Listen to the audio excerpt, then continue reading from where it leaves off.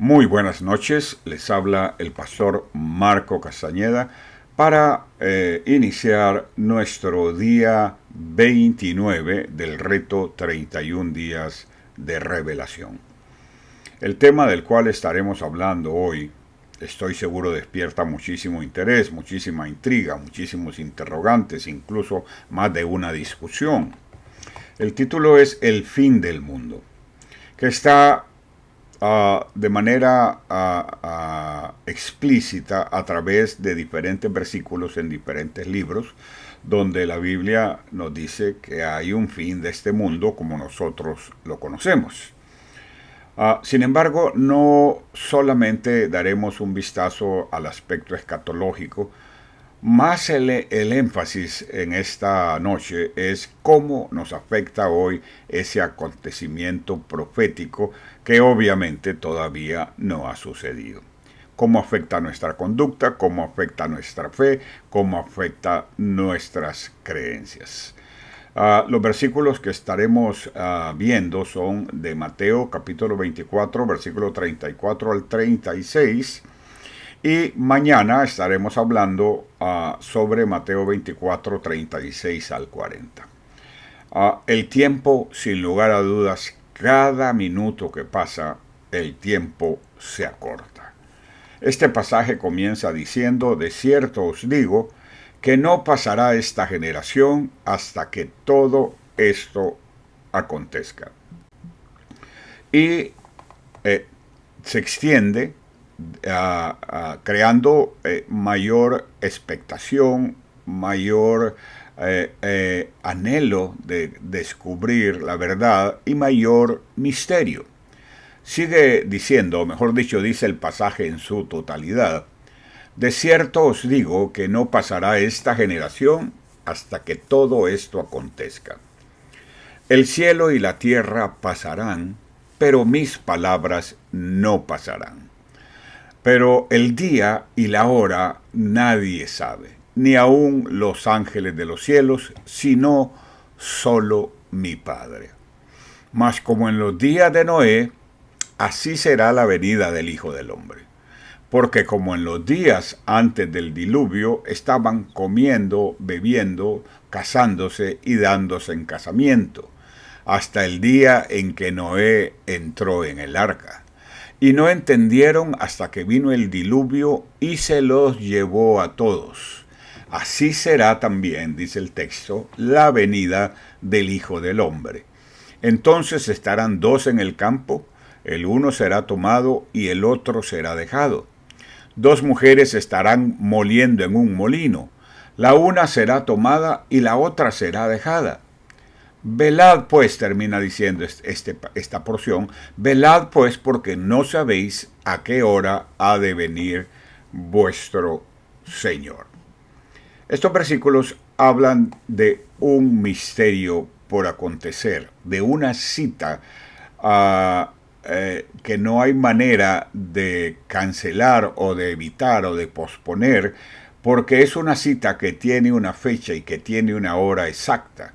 Ahora, no podemos poner a especularnos qué fecha o qué hora o qué mes o qué año será, porque la Biblia nos dice en ese mismo pasaje que nadie sabe, que ni aun los ángeles del cielo, que solamente el Padre Celestial conoce esa fecha. Es decir, es como que estamos esperando un vagón o un tren para viajar o un vuelo en un avión, pero no sabemos a qué hora ha de llegar. Sabemos que va a llegar, pero no sabemos la hora. Es la misma, esa comparación sirve para mostrar la misma realidad, solo que no de un viaje cualquiera. Un viaje que va a dejar este mundo en ruinas, este mundo destruido, para que eventualmente sea transformado por algo que se conoce como la Nueva Jerusalén. Así que vamos a analizar este versículo a la luz de la teología. Este pasaje no habla desde la calma del aula ni desde la distancia del teólogo. No. Este pasaje habla desde la tensión del fin, guerras que estremecen imperios, falsos mesías que seducen multitudes, persecución que desgarran la fe, ruina que se avecina con una sombra inevitable, y entonces declara algo incómodo, que descoloca, que quiebra las lecturas cómodas, y dice: esta generación verá el cumplimiento. A lo largo de la historia de la Iglesia ha pasado por diferentes situaciones de persecución, de guerra, de muerte, de calamidad, de dura prueba. Y aún al paso de los años, esa realidad se repite en un contexto diferente.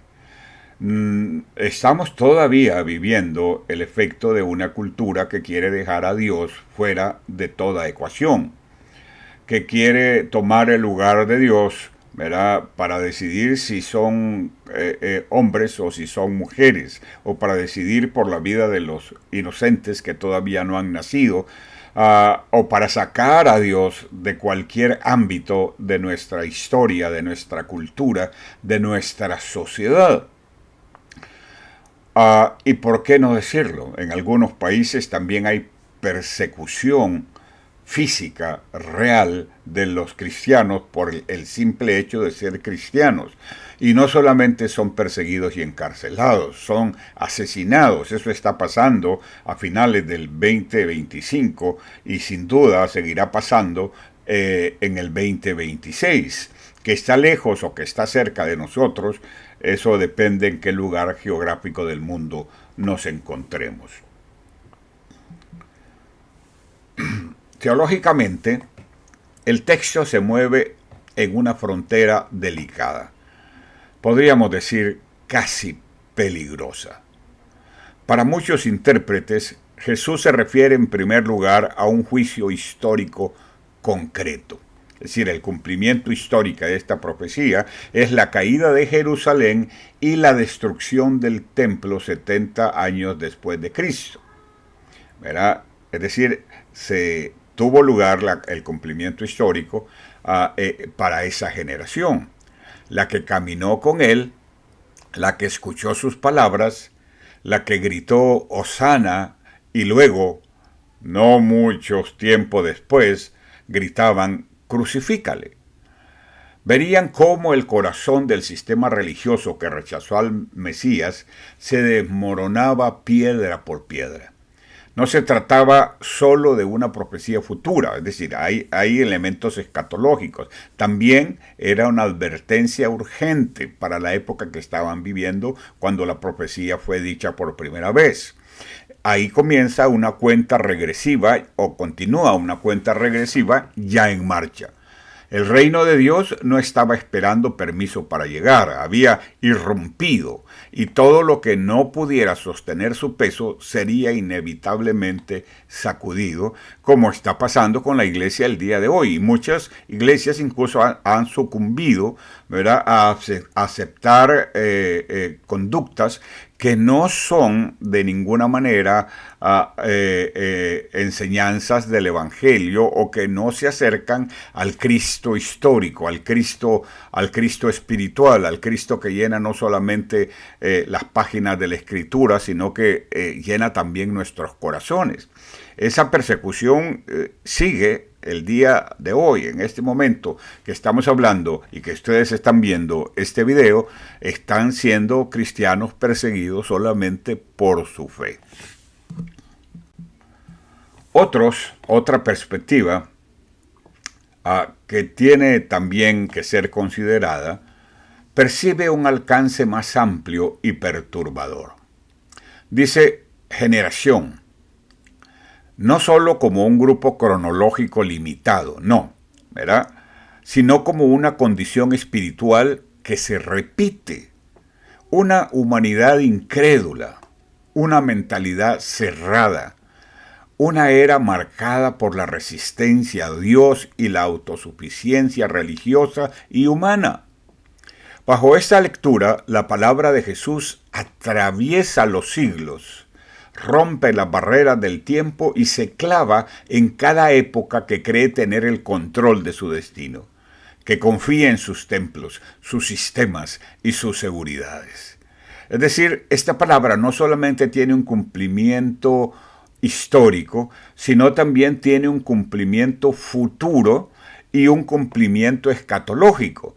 El cumplimiento futuro trata con nuestra propia generación, la generación de nuestros padres y la generación de los que vendrán después.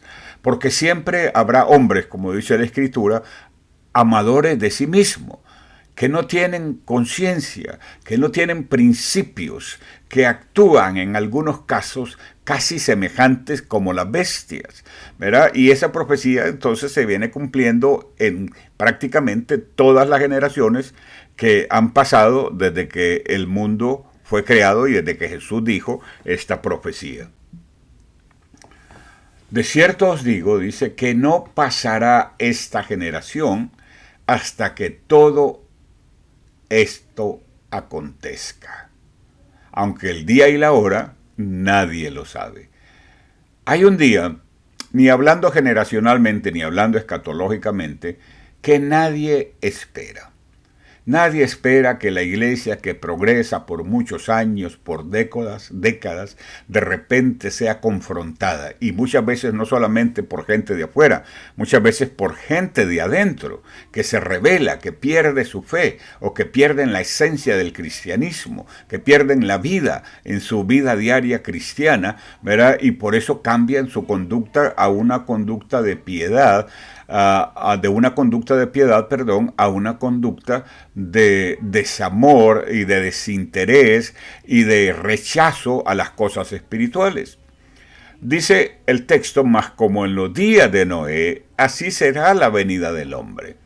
Porque como en los días de Noé, antes del diluvio, dice, estaban comiendo, bebiendo, casándose y dándose en casamiento, hasta el día que Noé entró en el arca. Y no entendieron hasta que el diluvio se lo llevó, ¿verdad?, a todos. Y eso representa que en cada generación que nos ha tocado vivir, tendremos ese tipo de conducta. Es decir, no creamos nosotros que lo que está pasando en la iglesia el día de hoy es mera casualidad. No. Es parte del cumplimiento de la profecía. Jesús pudo ver en el futuro, a lo largo de cada generación, que esto iba a pasar. Y claro, eso representa un reto para aquellos que queremos permanecer fieles. Ese reto se fundamenta básicamente en ser fieles a la palabra de Dios escrita. Aunque yo creo en la profecía, aunque yo creo que Dios puede hablarnos de diferentes maneras, creo que a pesar de eso, ¿verdad?, la base en la que nosotros estamos parados o fundamentados no es ni la profecía ni es la revelación personal que cada uno de nosotros pueda tener. No, es lo que está escrito, lo que Dios dejó escrito en su palabra, ¿verdad?, que dice el apóstol Pablo, entendiendo la importancia de eso, que si aún él mismo cambiaba el evangelio que recibieron originalmente, él mismo sería tratado como maldito, era como alguien alejado de la gracia de Dios. Narrativamente, el versículo no nos deja descansar. Jesús no permite que la profecía se convierta en evasión ni en simple especulación escatológica, aunque tiene un componente escatológico. No podemos perder la vida, el tiempo y los recursos solamente tratando de adivinar, porque eso es lo único que se puede hacer. Escrituralmente está claro que ningún hombre sabrá, ¿verdad?, el día y la hora hasta que eso suceda, ¿verdad? Lo leímos claramente en las Escrituras. Sin embargo, muchas veces, ¿verdad?, el efecto peor de esa circunstancia es que no prestamos atención a nuestra propia generación, ¿verdad?, y de esa manera no podemos prevenir los problemas que se estamos viviendo como consecuencia de ese mismo espíritu, ¿verdad?, que gobernaba el corazón de los hombres en el tiempo de Noé. No dice algún día lejano, no, ni ofrece un consuelo distante, sino que afirma que esto te alcanza. El fin no solo es un evento final del calendario cósmico, no, señores, ¿verdad?, es una crisis que se aproxima a cada oyente, una crisis de fe, a cada comunidad. sembrando división, sembrando pleito, sembrando discordia, ¿verdad? Y en algunos casos tornándose de una iglesia piadosa a una iglesia apóstata, ¿verdad? El reto es a cada corazón que escucha y decide si obedecer o resistir, o decide si caminar en obediencia o caminar en desorden. El tiempo se acorta cuando la verdad es pronunciada, y el ahora se vuelve un espacio de decisión eterna.